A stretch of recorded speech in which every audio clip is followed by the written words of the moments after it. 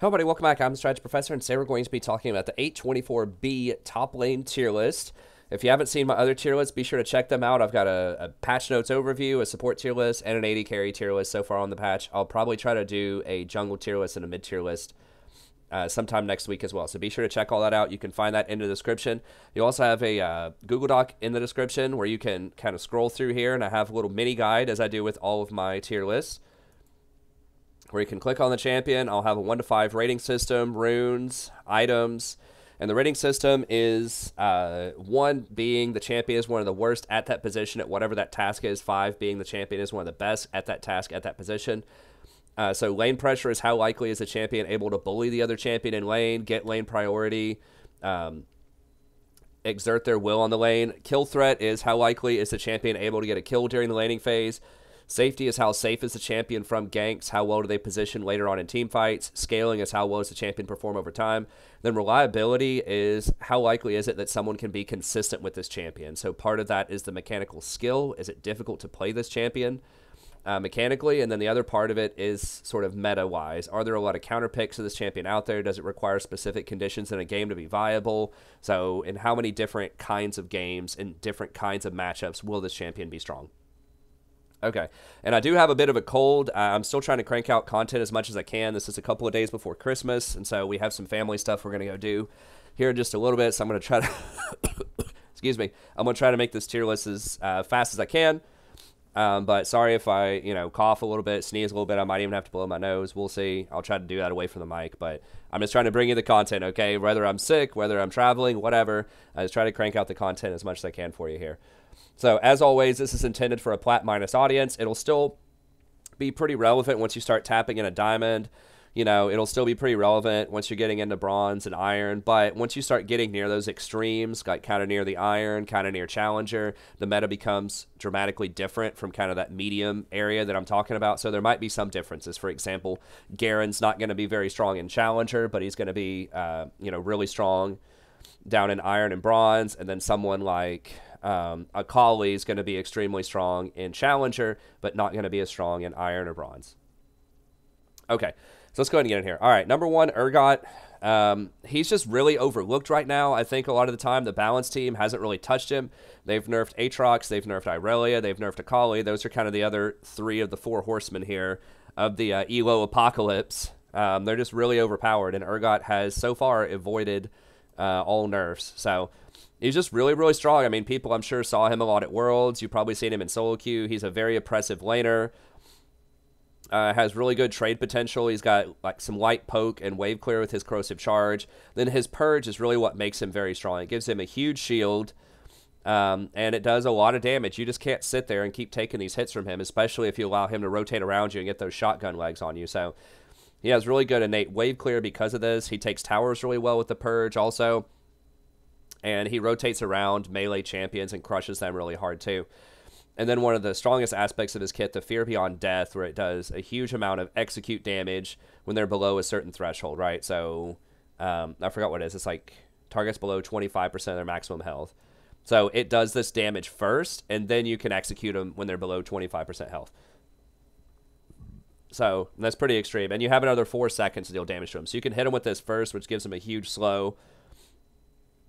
And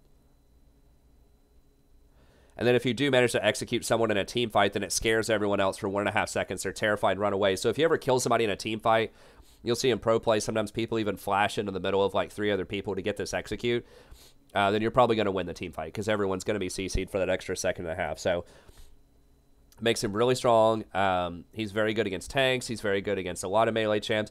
There can be some champs like Victor that people invented to try to wear him down, some range champs, but Victor got nerfed a lot recently, so that's no longer a viable counter pick. So, he goes 50-50 with champs like Aatrox. But I'd say he can hold his own. He's going to be more consistent, and he's less likely to get the nerf bat. Some of the other champions. He also doubles as a tank. So that's another thing where, like, Akali, Irelia, it takes quite a while to become sort of tanky-ish. But Aatrox is tanky, like, right from the start because that shield, he has a very large HP pool. He starts with 585. He's got the repeatable shield. He gets things like Black Cleaver early on, Righteous Glory, which gives him a bunch of health early on. So Very, very difficult to duel this champion. He's not as good at split pushing as some of the other champs, like 5-item split pushing. You know, champions like Irelia and Fiora and Camille are going to destroy him probably late game, but in the early game and mid game, which is when most games are ending, then he's going to be a beast. So you can take Unsealed Spellbook, Footwear, Dematerializer, Time Warp Tonic, Demolish, and Bone Plating. This gives him a lot of versatility, so he can take Teleport and still have Kill Threat with Ignite about when he gets to level 6. Then that allows him to just always have a combat summoner. Okay, you want to fight him, he's always going to have Exhaust or Barrier or Heal or Ignite or just any number of other powerful summoners. So he's going to be really, really difficult to fight one-on-one almost at any time because of that Unsealed Spellbook. So that's really the technology that kind of rocketed him up into the stratosphere, as people figured out you could do Unsealed and he still has enough damage to take people out, but he also gets that extra little bit of versatility. You're just going to want to go Cleaver, Tabby, and then once you get Righteous Glory, that allows you to serve as an initiate in team fights or just to run people down and start a fight.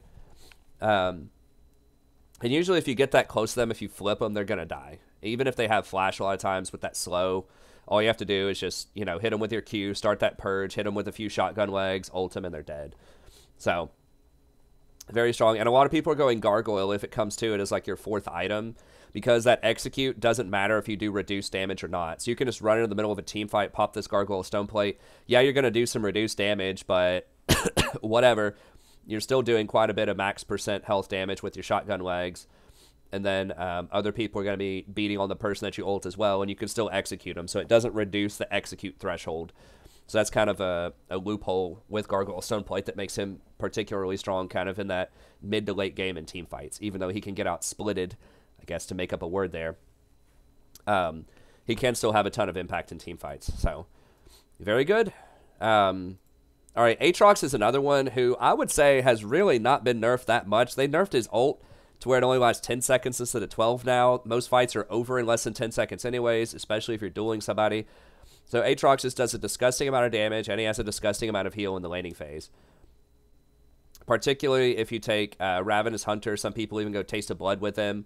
Some people go Sudden Impact for more damage. But regardless of what you go with him, he's going to do a ton of damage. He has a lot of mobility, and he has a lot of healing. So it's just very hard to bully him out of lane. You can almost always guarantee him to go at least even in the lane and probably win most matchups too. So, and he does a lot of AoE damage. All of his Qs do AoE, so it's good at dueling, but it's also pretty good in team fights if everyone gets kind of bunched up. You can just slam a ton of people, especially your 3rd hit where it has that circle on it. It does a lot of damage. And then you get a free GA whenever this is up. Pretty much. So you can just Ghostblade, run into a fight, run at that back line, you know, use your Qs and your dashes, drop a ton of damage, and if they kill you, you at least probably killed someone on the back line or made them use a lot of cooldowns and damage them a ton. You go into your GA mode, run away, and then the rest of your team can clean them up. So champions like Urgot and like Aatrox are the reason that a lot of primary tanks aren't played right now, is because they're tanky-ish anyways, and they do a ton of damage and have more utility than a lot of the other tanks. So Aatrox still going to be a beast. I've seen some tier lists. They have him at tier 3 and don't have him on there at all. I'm not sure if they play solo queue anymore or not, but like this champion's a monster. And he even has like a pretty decent win rate, even though he has a high pick rate, which some of these other picks aren't going to have. I mean, he's still got a 50% win rate, but a lot of these other kind of top-end picks that I'm going to be discussing aren't going to have as high of a win rate. Aatrox and Urgot both have pretty good win rates, though. So, like, Urgot's floating in at 52%, which is crazy, and he's only picked 12%, despite how strong he is. And then Aatrox does get a lot of bans. He still doesn't get picked very often, and he has a decent win rate. So, overall, very strong. He's also a good split pusher later on. He can get blasted by things like Camille and Fiora at, like, 5 items, but he should be able to bully them out early enough to hold them down to where they're going to have a hard time getting to that late game. Okay, and then Garen is maybe a shock to some people, maybe not a shock to others. Everybody knows that Garen's good at like iron and bronze, but I think he's good even up into platinum and even into low diamond. I mean, his stats are just so ridiculous, and he's so mindless. He's very reliable. It's almost impossible to mess him up. So that's the thing, is it's like Urgot and Aatrox and Irelia and Akali, all these champions are very good, but they actually do take some skill and execution to play. Like, you can mess them up. If you fall behind, you don't have a lot of mechanics to get back into the game. Garen, on the other hand, is he's just over the top, right? And it's like it's so easy to play him at a highly proficient level. You know, your Q does a ton of damage right off the bat. It silences people, and it gives you a lot of movement speeds. This allows you to split push. It allows you to gap close and run at people. He has free sustain in the laning phase, especially once he gets to level 11. It's very good split pushing. If he ever takes a bad trade, he can just back out and hide somewhere for 5 seconds, then be back to full health. It's like he has a free Warmog's passive. Courage gives him a lot of extra durability. You know, all the damage is reduced for 30%, but for some amount of time, depending on how many points you get in this. And he gets an extra 40 armor and magic resist at some point, which is just a tremendous value. I mean, the armor itself is worth 800 gold, and then the magic resist is probably worth something like, I don't know, close to 700 gold. So you're getting like 1,500 gold worth of stats off of just that passive there. And you can block a ton of damage, 60% for the first 0.75, and you have a huge amount of tenacity. So if you can predict their CC, then that can help you out there. It's kind of like a mini Fiora's Riposte. Then, of course, you have Spin to Win, which does a ton of damage. It actually shreds their armor by 25%. I'd forgotten about this before I did this research. It shreds their armor by 25% after they get hit 4 times for 6 seconds. It can critically strike. You don't get crit these days on Garen, but it's there. And then if he needs to, he can reactivate it to cancel it, and then he gets some of his cooldown refunded. So once again, that's a nice little safety net just in case you mess up and use it at the wrong time. You'll have it available later. Then they added in this villain mechanic, I guess a year or 2 ago, which basically is like the person who has the most kills on their team or has the highest bounty, you do a ton of extra damage to them. You do 1% of their maximum health per spin on Spin to Win. And your ultimate turns into true damage. So if they're like, you know, 40% of their health, you're going to do, they're missing 60% of their health. Let's say they have 2,000 health. You're going to do like 1,200, 40% of the target's missing health. I don't know. So if they're missing 1,000 health, let's say they have 2,000 health, they go down to 50%. This will do 400 plus in the mid game, 750 true damage to them. So it's almost like a Cho'Gath Chomp, which is really nice because the bounties are a lot more valuable now. They stack up faster and you get a lot more gold off it. So the fact that you can hunt down and kill the people with the bounty is very, very strong right now. So he's tanky. He has decent mobility, pretty good wave clear without having to get a Tiamat, which is great because a lot of other champions on this list that are a little bit lower are going to have to get Tiamat, like Jax, Camille, Fiora. So he doesn't have to get Tiamat. So that gives him an advantage because that just got nerfed on this patch. So I think he's in a really good position. You know, definitely if you're gold and lower, he's probably number 1. He's extremely oppressive right now. And you just want to go Grasp, Demolish, Bone Plating, and then Overgrowth, and then Triumph and Coup de Grace. I think Trinity Force is really good. Some people have been getting, you know, Black Cleaver on him, which does stack up pretty well with your E, but it does a lot less burst damage than Trinity does. So I think that going Trinity, Ghostblade, and just going for the high damage build and just run at people and then just dunk them is probably the way to go. If you need to be a bit more tanky, you can get something like a Sterix or a Deadman's a bit earlier. So he's got a little bit of flexibility in that sense, but he can do a lot. So he can basically one-shot people and just be really tanky and run away. And that makes him a pretty good split pusher, too, throughout a lot of the game because, you know, his Q is going to give him a ton of extra movement speed whenever he runs away. So I think they should make his Q, honestly, only give him movement speed when he's running towards people and not, like, period. Because it just seems like he shouldn't get a lot of movement speed to run away. But he does. So, yeah, he's going to be strong. Camille is another one that I have up pretty high. She was really high on my list of one-trick champions. The reason is she's just so versatile.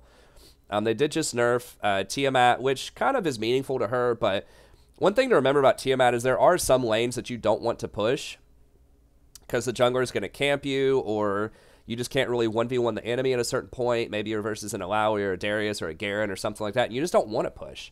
So pushing is good when the lanes break, but, you know, sometimes you could just go without the Tiamat, and I think, and just get your Trinity Force faster, and then just get the Tiamat later down the road, potentially. So just because Tiamat was nerfed doesn't mean that you always have to get it. If you're a jungler, sometimes that's rough, because you do need it for your clear. But in top lane, in certain situations where you don't want to push, then not getting Tiamat could actually be beneficial for you. But yeah, I mean, Camille gets this adaptive shield, so, you know, every however long, 16, 13, 10 seconds, she gets a really nice trade. If she goes in with her E on people, she has a lot of mobility with the E. It can serve to engage. It can run away. She gets some healing with her tactical sweep in lane. She does a lot of true damage with her precision protocol, which is great for breaking tanks. It's great for breaking towers. And then she has her ultimate that, you know, locks people down. And aside from some mechanics that some champions have, it's almost impossible to get out of that Hextech Ultimatum. So it's like a guaranteed kill pretty much if the jungler comes up there and you have this up most of the time. So I think that makes her really strong. She's very good at split pushing later on. She's pretty good at diving the back line as well, especially once you get something like Sterix later on in the game. You can successfully dive on that back line, one-shot the 80 carry, and probably get out of there. Very good at skirmishing. Very good if people are kind of lingering around the jungle and you're trying to jump on them. Pretty good at taking Baron. So she's just a very strong champ. Good burst, good sustained damage, good, great mobility, some of the best mobility in the game. Awesome at split pushing. So she can potentially get bullied out a little bit early on by some of these other picks, like the Darius, like the Illaoi, like Garen. But overall, she has a fantastic kit, great itemization. So you just want to go press the attack, Triumph, Alacrity, Coup de Grace, Demolish, Bone Plating, Tabby, Trinity, Ravenous, and Sterix. So great champ. Good overall. Another thing about her is you can flex her. So if you learn how to play her, you can play her in the jungle or you can play her top lane. She's very proficient in both of those roles. Aatrox is similar in that you can play him mid or top lane. And the enemy's also not going to necessarily know where you're going, right? So that's one thing about top lane is matchups matter a lot and counterpicking matters a lot. And if they don't know where you're going, then it might be hard for them to pick a counter pick, right? So having those flex picks are very good in pro play, but they're also good in solo queue. So if you pick Camille, there's a pretty good chance people, unless they see another jungler on your team, someone who's like obviously a jungler, then they may not predict that you're going to be the top laner. And so that might confuse them into not picking a good Camille counter pick.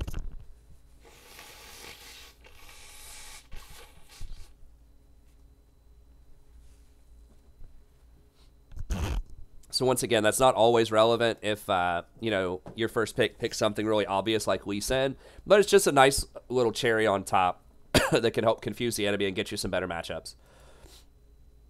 Okay, Irelia is another double and sometimes even a triple threat. She can go mid, she can go top, she can potentially even go bot lane sometimes. Now, she has been nerfed some, and her win rate is definitely down a little bit. You know, she's at 46 or 47% now. But she was still, like, first pick, first ban in pro play during Worlds when she was floating at, like, a 47% in solo queue. So a lot of people just don't know how to play her. She does take a little bit of time to learn. But she's similar to Camille in the sense that she's just kind of a jack of all trades, right? She can end up being pretty tanky. She's got healing in her kit. She's got really good mobility within team fights. Now, she can't run away as easily. She can't jump over walls like Camille. But within the team fight itself, she can zip around to a lot of different targets. Vanguard's Edge is a really good sort of team fight tool where it disarms people, does pretty respectable damage, and marks them. So if you hit them with this, you know, the combo is typically you'll hit them with something like a Vanguard's Edge, jump to them, get a reset, hit them with a Flawless Duet, get another reset for your Q, and then hit them with another Q and finish them off. Now, I think Defiant Dance, they took away giving a mark on this whenever you hit them with the Defiant Dance. That is going to take her down a little bit. I believe. They've done a couple of different things to her. But the bottom line is she still is like Trinity, Hydra, and she just like stomps everybody. Ton of true damage, ton of mobility, pretty good healing, shield breaking. I mean, Janna is starting to come back into the meta a lot more. Janna is very good right now, so the fact that you can crack through those shields is going to be very nice. Good against things like Urgot because she can crack through his shield with her passive, so... Still going to be a very strong champion, still going to be oppressive, not quite as much as she was. There is some more counterplay, but if you get good on her, then she can be great. I highly suspect they're going to nerf her again sometime soon. I've been watching the Kespa Cup, which is like a Korean esports something, I don't know, a Korean tournament that's going on right now. And I'm still seeing things like Aatrox and Irelia pretty much permaban every game. So, and you're still seeing her played a ton in pro play. If we look at something like Irelia here... That's like the highest number that I've seen of anything that I looked at, top lane. So it's over 2,000 games recently played on her. And I just don't think she would be that popular if she wasn't good. Now, she does have 49% win rate, kind of near the top, but she's still very, very, very strong. So I think if you get proficient on her, you can definitely take over games. Then you want to go Conquer, Triumph, Alacrity, Coup de Grace, and then Sudden Impact and Ravenous Hunter, items, Trinity, Hydra, Asterix. Pretty simple. Now, one thing also that I didn't mention at the beginning, but I highly prioritize when I'm making my tier list, your champion needs to be able to 1v1, split push, and skirmish really well. If they can't do that, if it gets to 3 or 4 items and they're going to have a hard time split pushing against the enemy team, I think you're going to be a huge liability. So that's why I don't have champions like Mordekaiser is high up here. I don't have Pantheon as high up here. I don't have Lissandra as high up here. Like, these champions can be pretty good as honorable mentions, but the fact that they just get walloped late game by a lot of these fighters, like these Trinity Force Hydra users, you know, it's almost all of these are Trinity Force Hydra users, is a huge liability, because if the enemy team can split push better than you late game, that's going to cause a lot of extra macro pressure that you're going to have to deal with. So you have to have some pretty extreme stuff going on in order to pick somebody who doesn't split push well. And if it's someone who doesn't have a lot of mobility, like a Mordekaiser, yeah, he might be able to 1v1 people, but what happens when, you know, the jungler jumps out from behind a bush when you're trying to siege the tier 2?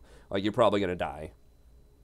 So you need to have that little bit of extra mobility, I think, in solo queue, and that's why my list is a little bit different from some of the other lists out there. Is I think that one of the major perks, excuse me, of top lane is you do have that split push potential. You do have that 1v1 potential, and that's what makes top lane perennially one of the best lanes to carry in. Almost in any meta, no matter what's going on, if you can play a top lane fighter, if you can play something like a Camille, a Riven, an Akali, a Fiora, you know, something like that, Jax, then you're almost always going to be relevant, especially in the age of Conquer, right? So that will allow you to break those tanks late game, and that's historically been a problem for some of these fighters who fall off later. But with Conquer and with a lot of these true damage mechanics that are going on with Camille and Fiora, Urgot, then you can definitely beat up tanks these days. So I highly, highly prioritize that, and you should too, and that's why I don't have some of these picks that other people have on there that are kind of like flavor of the month stuff, like Mordekaiser, you know,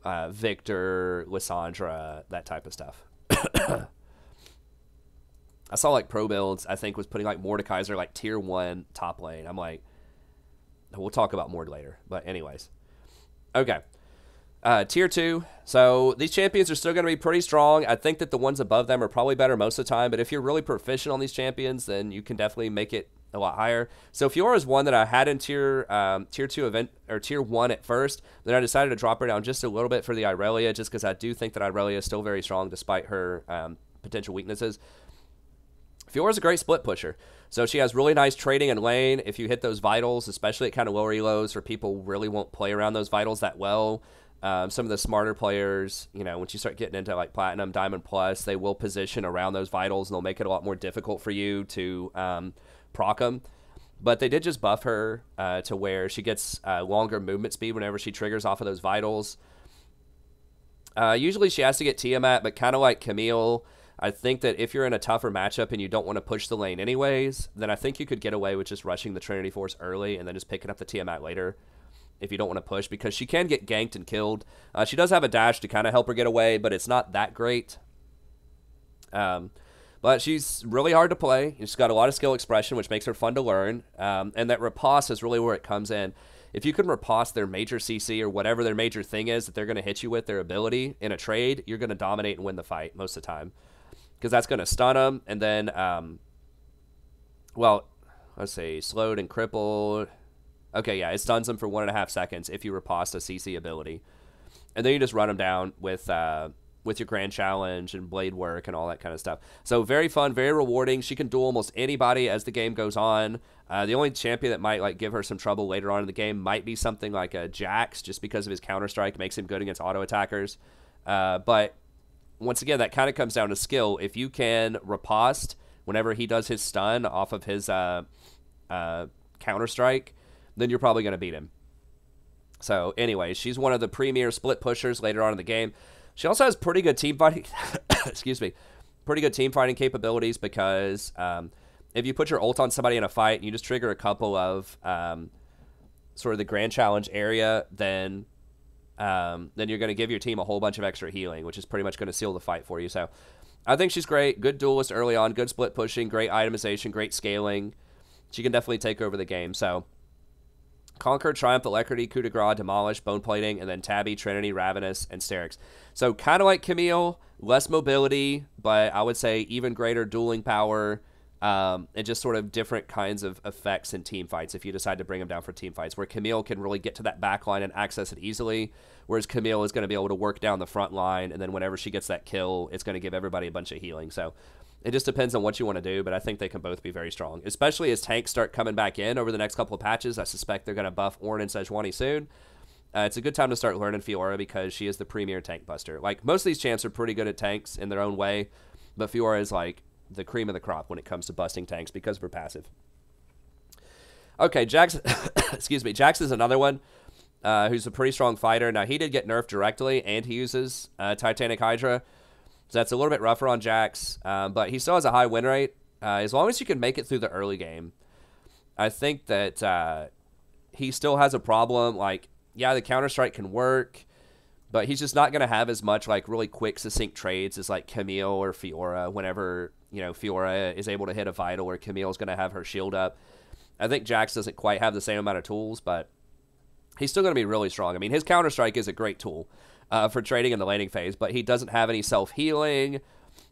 He doesn't have a ton of mobility. He has some, you know, with his jump to minion, so he can be very good, and he's going to be one of the stronger ones as well. Like, he can hold his own against, I think he can beat Camille, and he can definitely hold his own against someone, excuse me, like a Fiora later on.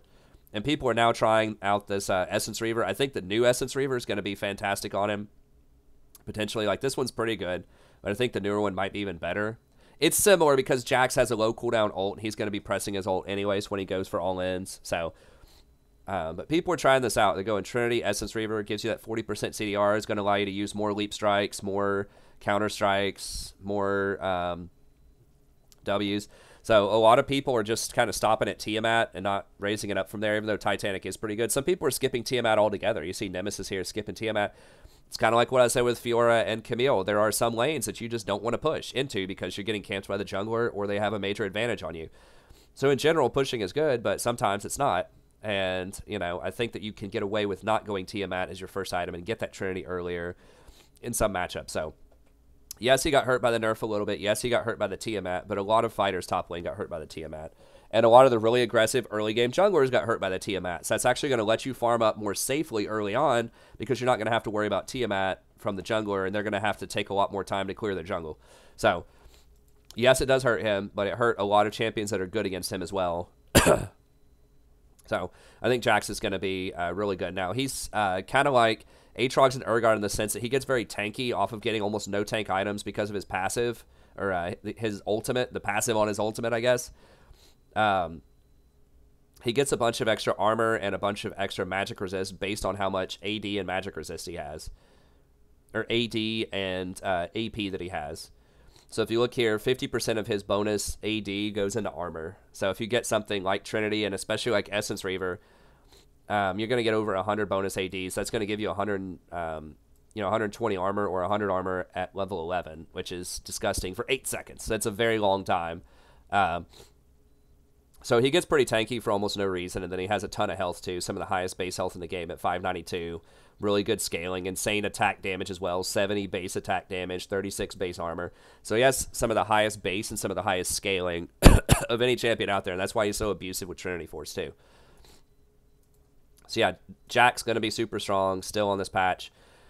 Cassiopeia is someone that some of the other tier lists have up much higher. I don't want to put her that much higher. She is really, really good. I think she's very strong in the mid lane, and I think she's very strong in the bot lane for different reasons. She gets protection in the bot lane from the support. She gets vision, and she can bully out 80 carries who are pretty weak right now. And then in the mid lane, she gets a short lane, so not having boots early doesn't punish her as much.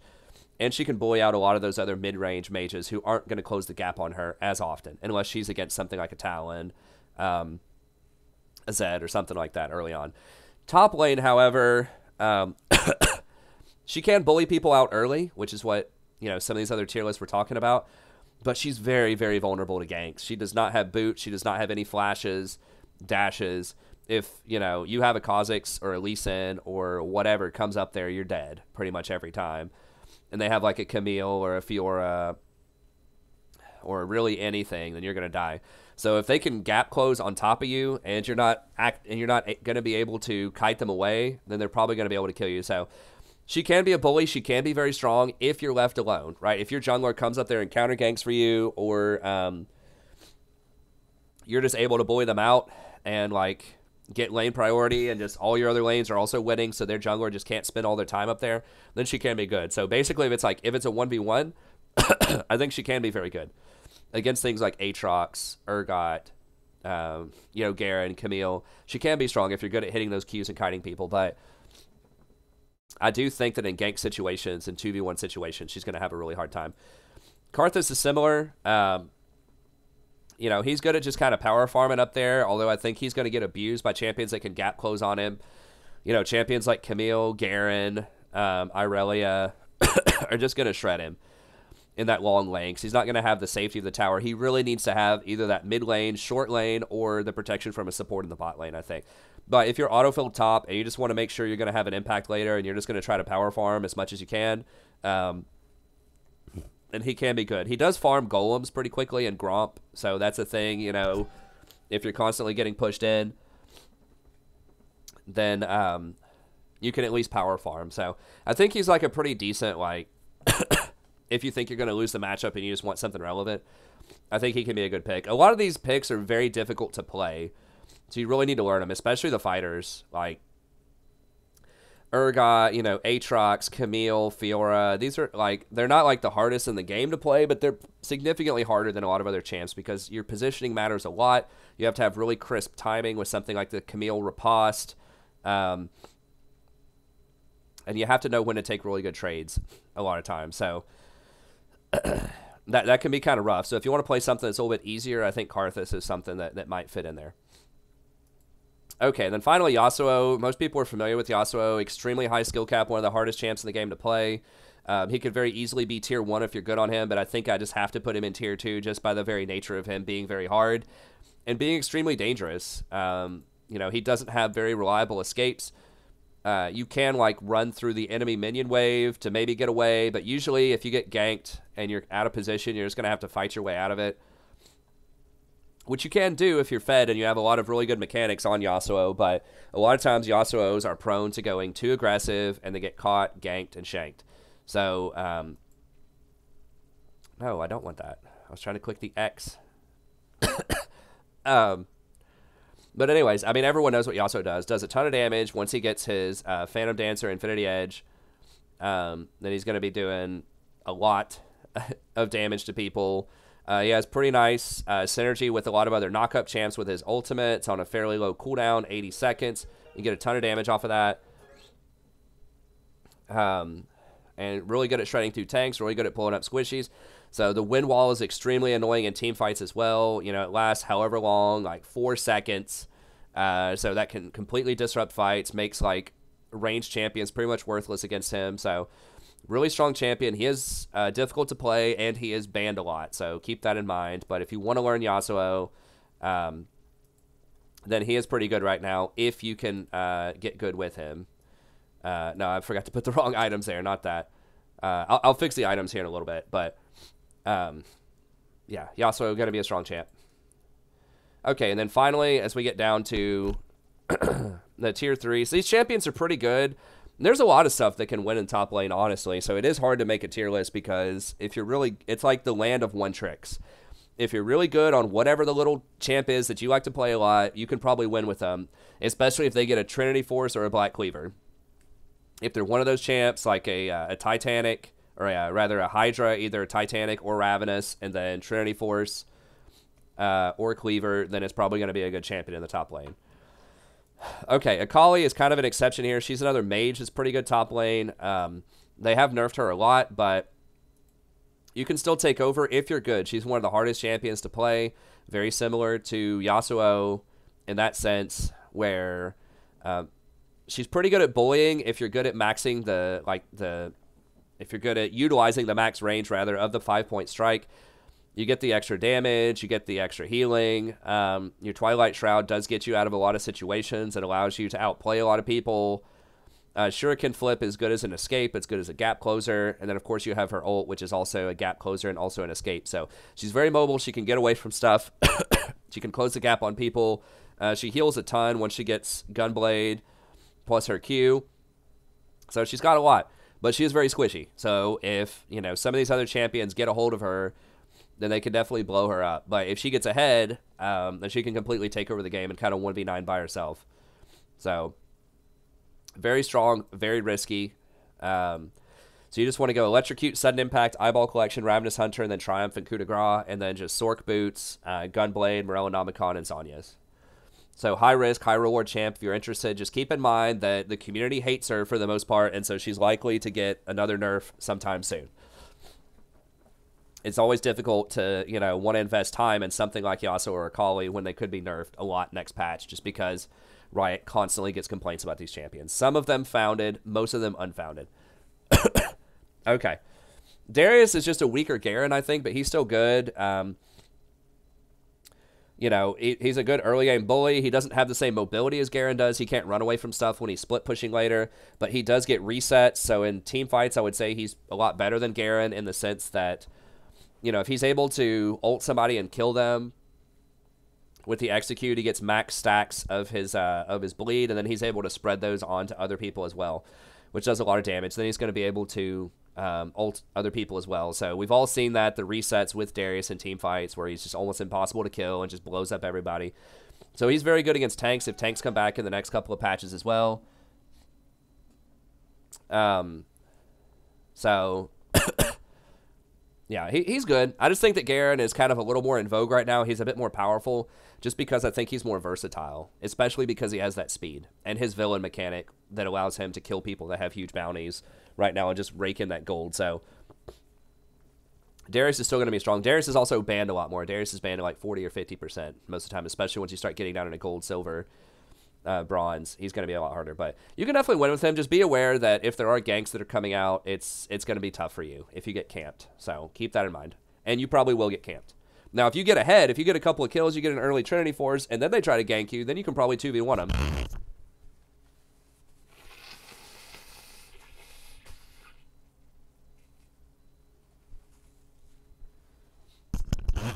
Excuse me. Sadie. But yeah, he's still going to be on the strong side. You know, he might deserve to be in a tier 2. I just think that people are so familiar with playing against Darius, and he's so immobile that it makes him a little tougher. And I think that he can get wrecked late game against a lot of these other champions. If it comes, like on one item, he's extremely strong. Like once he has Trinity Force and just his base damages are so high. Once we start getting to like, you know, 4 or 5 items, once he's facing, you know, one of these champions when they have Titanic Hydra, Trinity Force, and Sterix Gauge, and then he's just sitting there with like Trinity Force and, you know, like Dead Man's Plate and Spirit Massage or something, I think he's just going to explode them if they use their mechanics correctly. So he's okay. He's like the tank that does a ton of damage. Illaoi is another one that I think is especially a low elo special. She can work at higher elo, but very, very strong with the Kleptomancy. She gets a lot of extra gold. Don't forget, whenever you rip out a soul or a spirit or whatever of somebody, then whenever you auto-attack that counts as Klepto procs. So she gets a huge benefit out of the new Kleptomancy where you get 2 different procs. Because you just rip it out, auto-attack, and then use, I think it's your W is an auto-attack reset, and hit it again, and then you get 2 free items. So that fuels you with more potions, more little mini elixirs, more gold, just to help you trade, help you gain advantages in lane. Yeah, it's her W. So you just so you pull it out, auto-attack it to trigger the Klepto once, and then you use your W to trigger the Klepto again. And yeah, Test of Spirit does a ton of damage. It's a great trading tool. And then when you have your ultimate and people disrespect it, she can easily 1v5. Right? So if everyone just kind of piles in and she does her combo, she rips out someone's spirit and then, you know, does her Q smash to bring out a tentacle, and then does her Leap of Faith, hits a bunch of people and brings out a bunch of tentacles. I've seen her just pretty much one-shot multiple people later in the game, and everyone's like, oh my god, how'd she do that much damage? Well, if you spread out, she doesn't. But a lot of people don't understand that you have to spread out and not just try to dogpile her, because it not only does a lot of damage, but it also heals her for a ton. So I think she's a good early game bully, and I think that she's someone who can turn it around if they gank you. So she doesn't have a lot of mobility, but kind of like Darius, if they do try to come up there and gank you and you have decent items, like you've got your Black Cleaver and like maybe half of a defensive item, then you can certainly turn it around in 2v1 very easily. Or 2v2 if your jungler comes up, certainly. So I think she's going to be pretty good, just for that reason. Great lane bully, pretty good scaling, and especially at gold and lower, you'll just have that surprise factor where people are going to disrespect those tentacles. Okay. She does take towers pretty quickly with her W if you're left alone with them as well. Kled is another one. I'm not really sure where to put Kled. He is kind of seeing a bit of a resurgence. He's a weird character. So you'll notice kind of like the Illaoi and Kled are like these weird surprise characters, especially in lower elo, where like you can get away with Kled because people just don't understand his mount mechanic, especially like gold and lower. So if you specialize in Kled, first of all, he's never going to be picked. He's never going to be banned. People aren't going to be used to fighting against him. They're not going to know this mount mechanic. I don't even know it all the way. I mean, it's like reading a novel, like reading this thing and trying to figure out how you strategize about it. I mean, basically, when he gets knocked off of his mount, if he gets like 5 extra auto attacks or something, then he becomes mounted again, and he basically gains, you know, like 50% of his max health or more. And so, like, when it's really close and all ends, and then you get that mount back, it's just completely devastating. And he's mobile, you know, he's slippery with his jousting. He can get up to 2 different dashes. Violent Tendency does a ton of damage when you have Black Cleaver and press the attack. Bear Trap can give you a nice little piece of CC. And then one thing that sets him apart from some of the other champions up here so far is his ability to engage. So not just for him, but you can get your whole team to run in there and pick someone off who's out of position, or just really engage on a fight that you want to take, right? And there is not a lot of that going on. There's not a lot of engage from the top lane because tanks aren't that strong right now. And so just being able to see something like their jungler bot lane wave clearing, and you see 3 other people in mid lane just standing there, just, you know, snapping that button, pressing charge, and just running in there with all of your team and just like killing those 3 people that think they're safe in the mid lane while the jungler's bot lane with no teleport can be extremely powerful. So he has very, very good macro potential with that ult. And he has good dueling power and pretty good escape. So why is he not higher, you ask? Well, frankly, I just haven't seen him a lot, so I don't know for sure. He has the kind of kit that seems like he should be strong, but maybe his numbers are a bit lower. He doesn't do as much percentage health. He does some pretty good percentage health on his violent tendencies. So maybe he's not as good against tanks, but people aren't playing tanks right now. I just don't know his matchup versus like Fiora and Camille and things like that. I know that Fiora could riposte his charge really easily. And like Aatrox and Urgot, I'm just not sure. But I think that he could be really good. So definitely keep your eye on Kled. I think he has been a rising star. His win rate has been going up steadily over time. He's just so bizarre that it's difficult to predict. You know, he's at 52% here, and then even at pro play,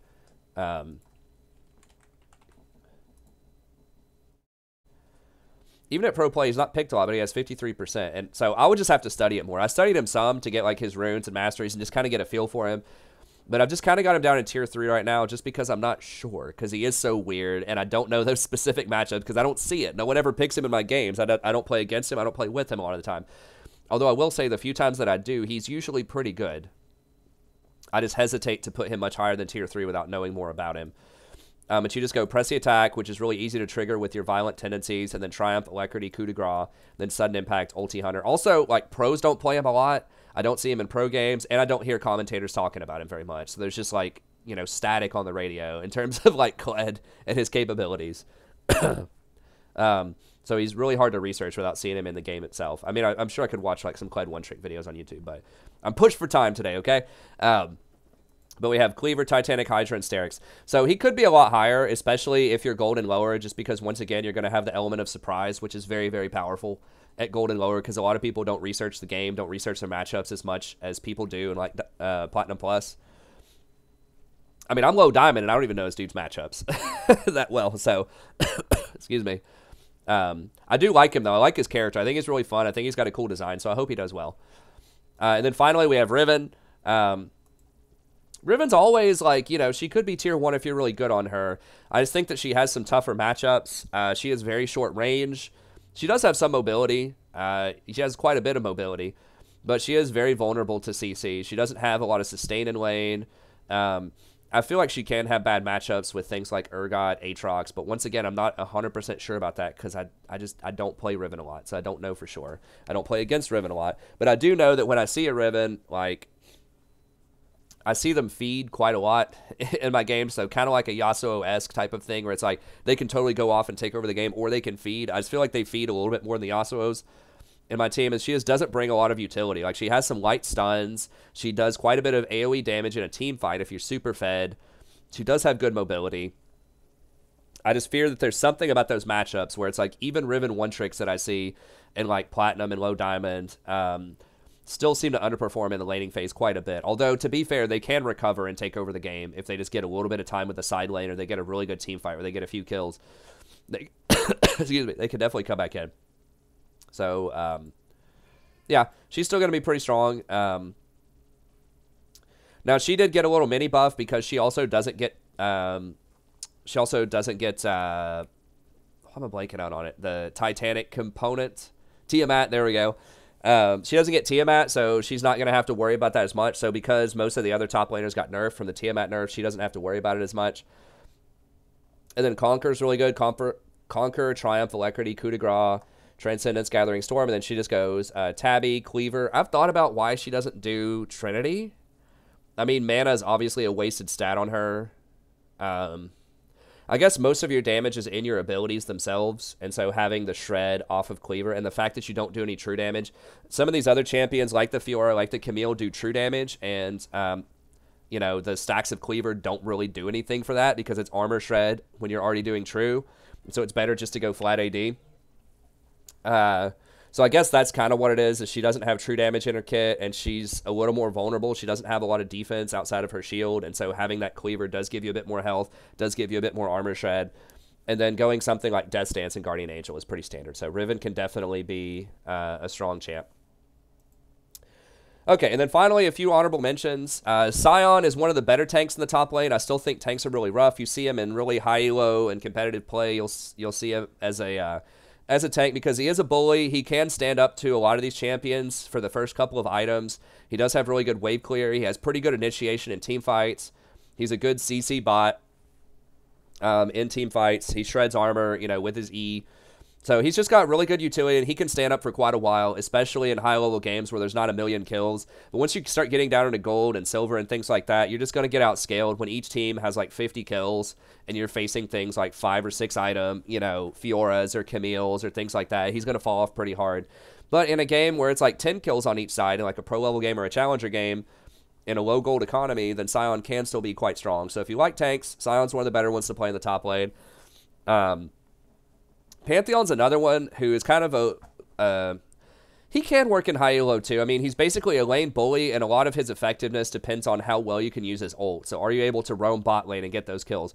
You know, if you spot that the enemy has something like Draven, Leona bot lane, right? If you're able to ult down there and get behind them, then they're not going to have any escapes, and you should be able to kill them if your bot lane is, you know, relatively even.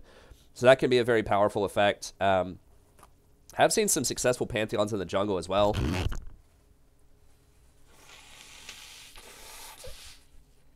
Sorry, my phone keeps going off too.